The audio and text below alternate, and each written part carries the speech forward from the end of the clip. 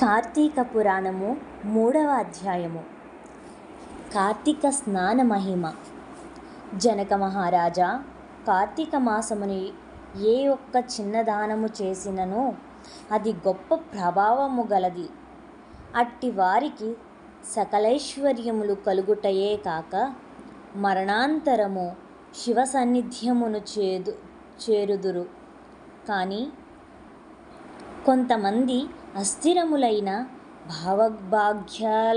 భాగ్యములను విడువలేక కార్తీక స్నానములు చేయక అవినీతి పరులైన భ్రష్టులై సంచరించి కడుకు క్షుద్రజన్మలను పొందుదురు. అనగా కోడి, కుక్క, పిల్లిగా జన్మింతురు. హతమమ. కార్తీక మాస శుక్ల పౌర్ణమి రోజు నయనను స్నానాద జపాదులు చేయకపోవుట వలన ననేక చండాలాది జన్మలెత్తి కడకు బ్రహ్మరాక్షసిగా పుట్టుదురు. దీనిని గురించి నాకు తెలిసిన ఇతిహాసమొకటి వినిపించెదను. సపరివారముగా శ్రద్ధగా ఆలకింపుము. బ్రహ్మరాక్షసులకు ముక్తి కలుగుట. ఈ భరతఖండమునందలి దక్షిణ ప్రాంతమున నొకానొక గ్రామములో మహావిద్వాంసుడు, తపశాలి, జ్ఞానశాలి, సత్యవాక్య పరిపాలకుడు అగు తత్వవిష్ణుడను బ్రాహ్మణుడొకడుండెను. ఒకనాడు బ్రాహ్మణుడు తీర్థయాత్రాసక్తుడై అఖండ గోదావరి బయలుదేరెను. ఆ తీర్థ సమీపమున ఒక మహావటవృక్షముపై భయంకర ముఖములతోనూ దీర్ఘకేశములతోనూ బలిష్టములైన కోరలతోనూ నల్లని బాణ పొట్టలతోనూ చూచువారికి అది భయంకర రూపములతో 3 బ్రహ్మరాక్షసులు నివసించుచు ఆ దారిబోవు బాటసారులను బెదిరించి వారిని భక్షించుచు ఆ ప్రాంతమంతయు భయకంపితము చేయుచుండిరి.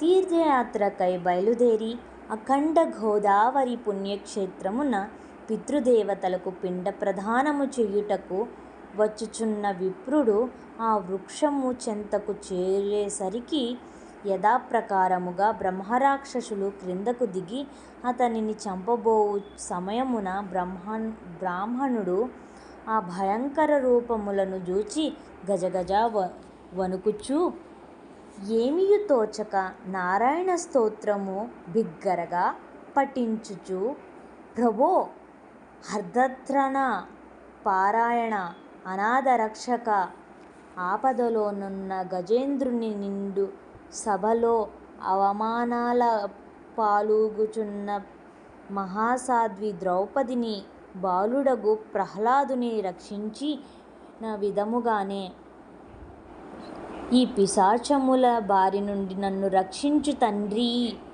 అని వేడుకొనగా ఆ ప్రార్థనలు విన్న బ్రహ్మరాక్షసులకు జ్ఞానోదయము కలిగి, మహానుభావ, మీ నోటి నుండి వచ్చిన శ్రీమన్నారాయణ స్తుతి విని మాకు జ్ఞానోదయము కలిగింది.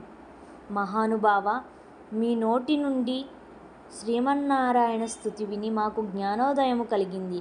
మహానుభావ, మీ నోటి నుండి వచ్చిన శ్రీమన్నారాయణ స్తుతి విని మాకు జ్ఞానోదయము అయ్యింది. మమ్ము రక్షింపుడు అని ప్రాధేయపడిరి. వారి మాటలకు విప్రుడు ధైర్యము తెచ్చుకొని, ఓయి, మీరెవ్వరు? ఎందులకు మీకు ఈ రాక్షస రూపములు కలిగెను? మీ వృత్తాంతము తెలుపుడు అని పలుకగా, ఎందులకు మీకీ రాక్షస జన్మ కలిగెను? మీ వృత్తాంతము తెలుపుడు అని పలుకగా, వారు, విప్రపుంగవా, మీరు పూజ్యులు, ధర్మాత్ములు, వ్రతనిష్ఠపరులు. మీ దర్శన భాగ్యము వలన మాకు పూర్వజన్మమందలి జ్ఞానము కొంత కలిగినది.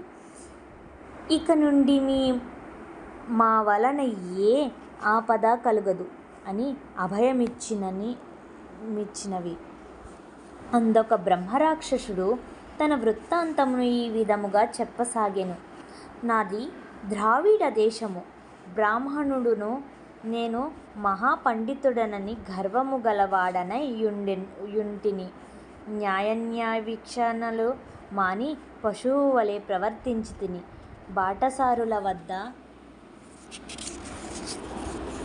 అమాయకపు గ్రామస్తుల వద్ద దౌర్జన్యముగా ధనము లాగుకొనుచు దౌర్జన్యాలతో పుత్రాదులను సుఖపెట్టక పండితుల నవమానపరుచుచు లుబ్ధుడైన లోకకంఠునిగా నుంటిని.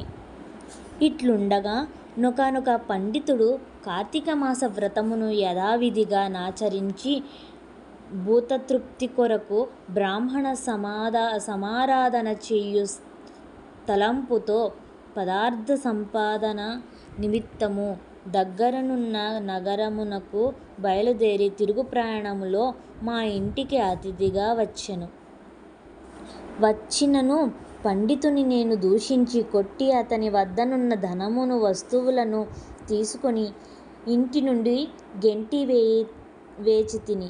అందులొక విప్రుడనకు కోపము వచ్చి, ఓరీ నీచుడా, అన్యక్రాంతముగా డబ్బు కూడబెట్టినది చాలక మంచి చెడ్డలు తెలియక తోటి బ్రాహ్మణుడిని కూడా ఆలోచించక కొట్టి తిట్టి వస్త్ర సామగ్రిని దోచుకొంటివిగా, నీవు రాక్షసుడివై నరభక్షకునిగా నిర్మానుష్య ప్రదేశములో నుందువుగాక అని శపించుటే నాకీ రాక్షస రూపము కలిగినది. బ్రహ్మాస్త్రమువైనా తప్పించుకోవచ్చును కాని బ్రాహ్మణ శాపమును తప్పించుకోలేము గదా. కాన నా యథార్థరథము క్షమింపుమని వారిని ప్రార్థించి తిని. అందులొకతడు దయతలచి, ఓయి గోదావరి క్షేత్రమందొక వటవృక్షము గలదు. నీవందు నివసించుచు ఏ బ్రాహ్మణుడు కార్తీక వ్రతమాచరించి పుణ్యఫలమును సంపాదించి యుండునో ఆ బ్రాహ్మణుని వలన పునర్జన్మ నొందుదువుగాక అని వెడలిపోయెను. ఆనాటి నుండి నేనీ రాక్షస రూపమున నరభక్షము చేయుచుంటిని. కాన ఓ విప్రవా, నన్ను నా కుటుంబము వారిని రక్షింపుము డని మొదటి రాక్షసుడు తన వృత్తాంతము చెప్పెను. ఇక రెండవ రాక్షసుడు, హో ద్విజోత్తమా, నేను కూడా పూర్వజన్మలో బ్రాహ్మణుడినే. నేను నీచుల సహవాసము చేసి తల్లిదండ్రులను బాధించి వారికి తిండి పెట్టక మార్చి అన్నమో రామచంద్రయ్యను నట్టు చేసి వారి ఎదుటనే నా భార్య బిడ్డలతో పంచభక్ష పరమాన్యములను తో భుజించుచుండేవాడిను. నేను ఎట్టి దానధర్మములను చేసి ఎరుగను. నా బంధువులను కూడా హింసించి వారి ధన సంహరించి రాక్షసుని వలె ప్రవర్తించి తిని. కాన నాకీ రాక్షసత్వము కలిగెను. నన్నీ పంకిలము నుండి ఉద్ధరింపుము అని బ్రాహ్మణుని పాదములపై పడి పరిపరి విధములా వేడుకొనెను.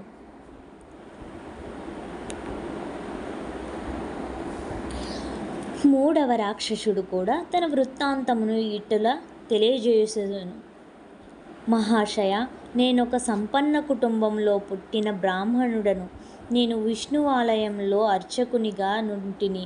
స్నానమైనను చెయ్యక కట్టుబట్టలతో దేవాలయములో తిరుగుచుండేడి వాడను.